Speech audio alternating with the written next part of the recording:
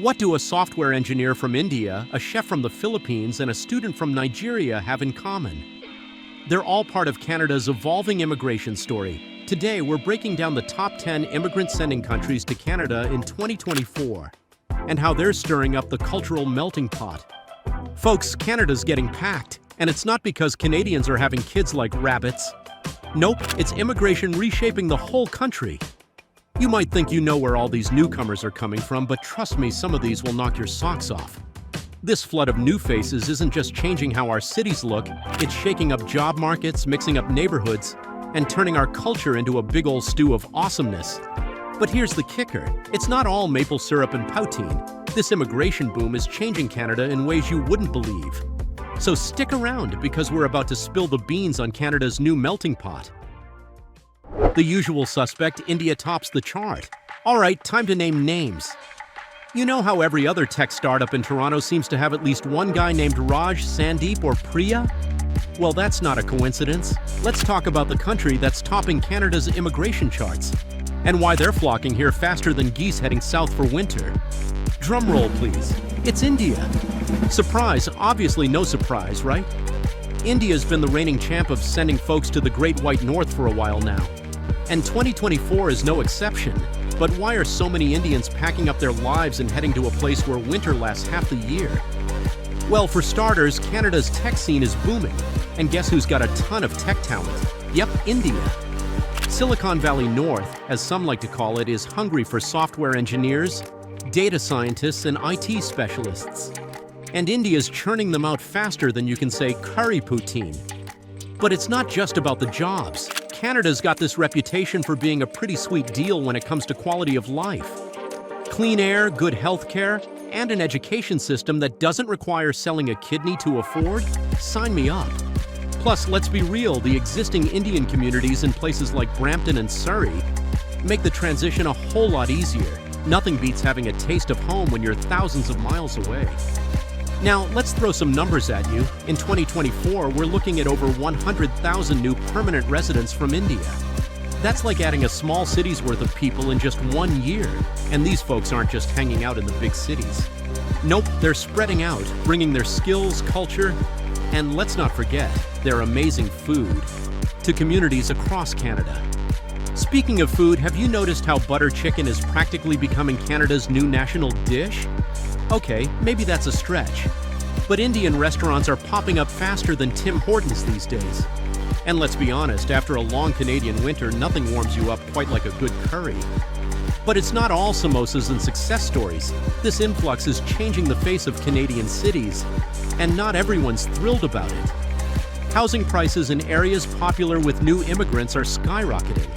And some folks are grumbling about cultural enclaves. But hey, that's the price of progress, right? And here's a fun fact for you. With all these Indian immigrants, cricket is suddenly becoming a thing in Canada. Yeah, you heard that right.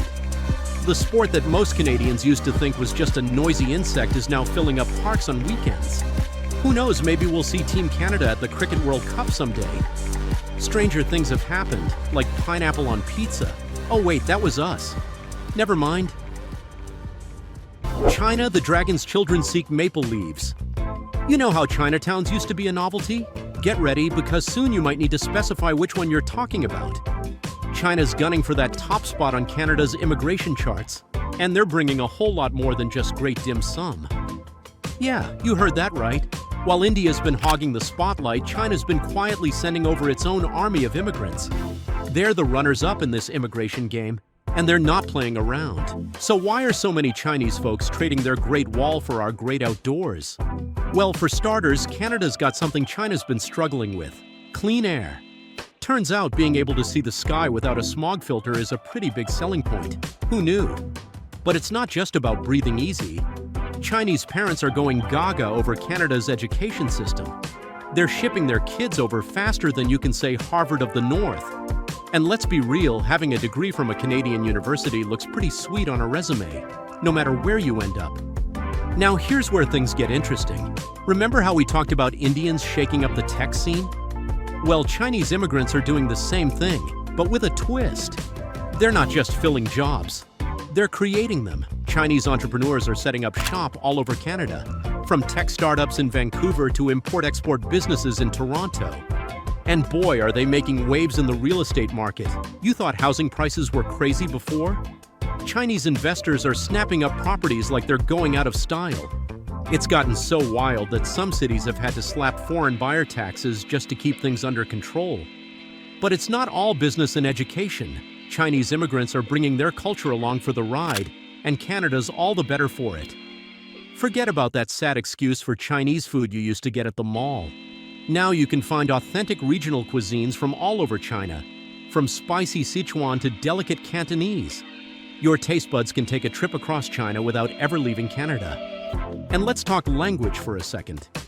Mandarin classes are popping up everywhere, from elementary schools to community centers. Don't be surprised if you start hearing more ni hao than bonjour in some neighborhoods. Who knows? Maybe one day we'll see street signs in English, French, and Chinese. Triple the languages, triple the fun, right? But here's the kicker. All this Chinese immigration is changing more than just our cities and our menus. It's reshaping our relationship with China itself. With so many Chinese Canadians building bridges between the two countries, Canada's becoming a major player in the Pacific Rim. We're not just that quiet neighbor above the US anymore. We're a gateway to Asia. The Philippines bringing warmth to the Great White North. All right, so we've covered the tech wizards and the business moguls. But who's keeping Canada's heart beating? Here's a hint. They're not from the Great White North, but they sure know how to bring the heat to our hospitals. Welcome to the Filipino invasion, folks. And no, I'm not talking about a new boy band taking over the charts. These newcomers are bringing something way more valuable than catchy tunes. They're bringing care, compassion, and a whole lot of nursing know-how. The Philippines is sitting pretty at number 3 on Canada's immigration charts, and they're not here for the poutine. Nope, they're here to save lives and wipe butts, sometimes at the same time. Canadian hospitals and care homes are practically sending out SOS signals for Filipino nurses and caregivers. Why? Because they're good at what they do, and let's face it, most of us would rather watch paint dry than change Grandpa's diaper. But it's not just about the bedpans and blood pressure checks. Filipino immigrants are the unsung heroes of Canada's healthcare system. They're the ones making sure your grandmother gets her meds on time, that your kid's scraped knee gets properly bandaged, and that hospitals don't descend into total chaos every flu season. And get this, Filipinos have been low-key invading Canada since the 1960s. That's right, while everyone else was busy with the British invasion, Canada was getting its first taste of adobo and lumpia. Fast forward to today, and Filipino communities are as Canadian as Tim Hortons, just with better karaoke nights. Now, you might be thinking, sure, they're great at taking care of people, but what else? Well, hold on to your hockey sticks, because Filipinos are shaking things up in more ways than one. They're not just filling jobs, they're creating them. Filipino entrepreneurs are popping up all over the place, from food trucks serving up heavenly halo to tech startups that'll make your head spin. And let's talk about that food for a second. If you haven't tried Filipino cuisine yet, you're missing out big time. It's like someone took the best parts of Spanish, Chinese, and American food, threw it in a blender, and came out with something magical. Seriously, once you've had proper Filipino barbecue, those sad little hot dogs at the hockey game just won't cut it anymore.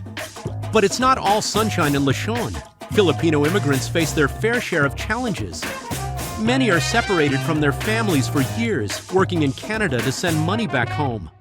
And despite their critical role in our healthcare system, they often face discrimination and underemployment. It's like inviting someone to your party and then making them work as the DJ. Not cool, Canada. Still, the Filipino community is resilient as heck. They're building strong networks, preserving their culture, and slowly but surely climbing up the Canadian social ladder. And the best part? They're doing it all with a smile and a "Kumusta ka?" That's "how are you" for you non-Tagalog speakers out there. Surprises and newcomers, the rest of the top 10. Think Europe's sitting this one out? Think again. The old continent's making a surprising comeback on Canada's immigration scene, and you won't believe who's crashing through the door. Let's break down the rest of Canada's top 10 immigrant-sending countries in 2024.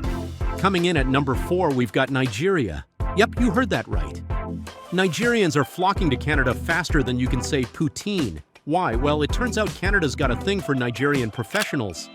Doctors, engineers, and tech whizzes from Lagos are trading tropical heat for maple syrup winters. Number 5 on our list is France. Oui, oui, mon ami.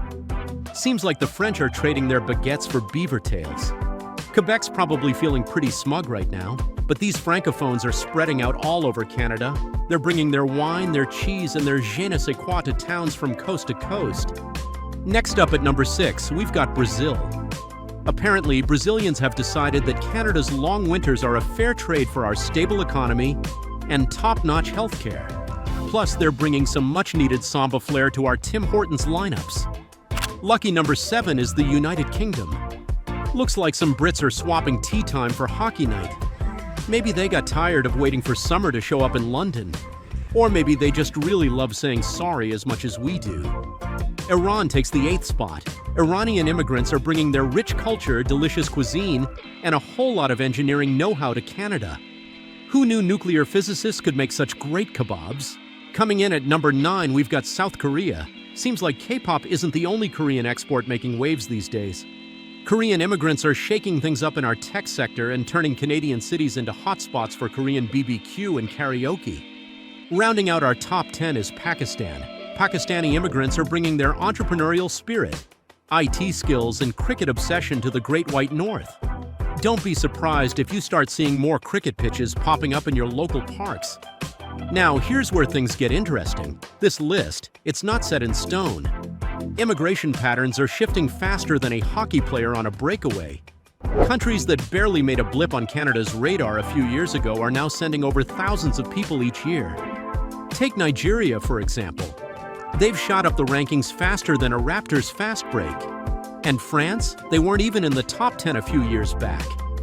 Now they're giving the Philippines a run for their money. But it's not just about who's moving up. Some countries are sliding down the list. The US, for instance, used to be a big player in Canadian immigration. Now, they're not even in the top 10. Guess they finally realized their beer is weaker than ours. All this mixing and matching is turning Canada into a global potluck dinner. We're talking butter chicken poutine, kimchi pierogies, and jollof rice topped with maple syrup.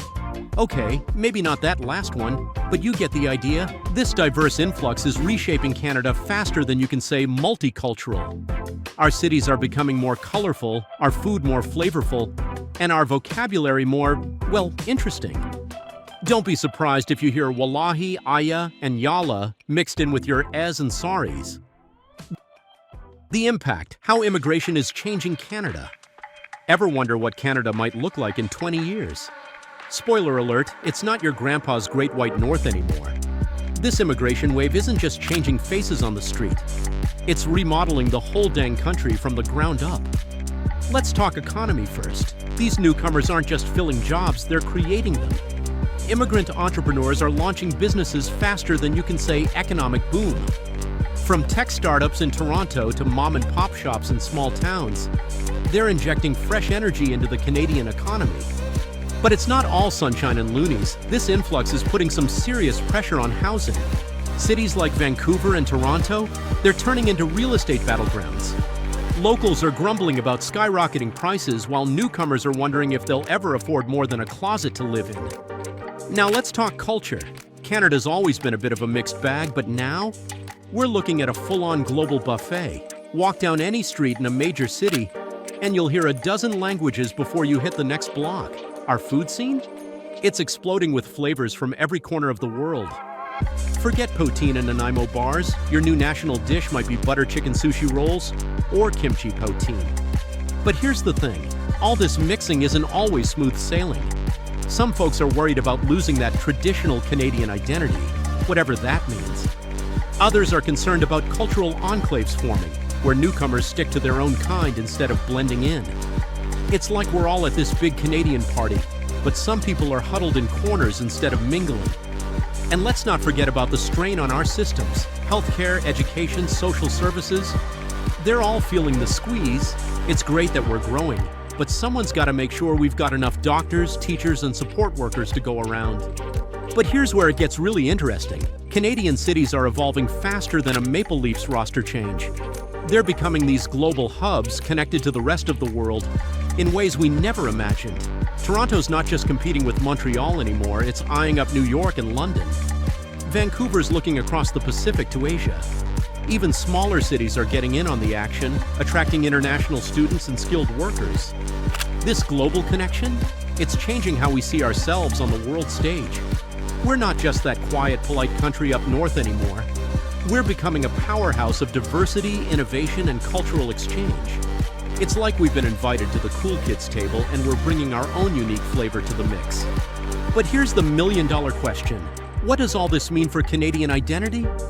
Are we losing our Canadianness or are we redefining it? Maybe being Canadian isn't about loving hockey and apologizing all the time. Maybe it's about embracing change, welcoming differences, and building something new together. The bottom line, Canada's multicultural future. All right, folks, let's wrap this up with a look at Canada's multicultural future. It's pretty clear that our Great White North is turning into a rainbow of cultures faster than you can say diversity.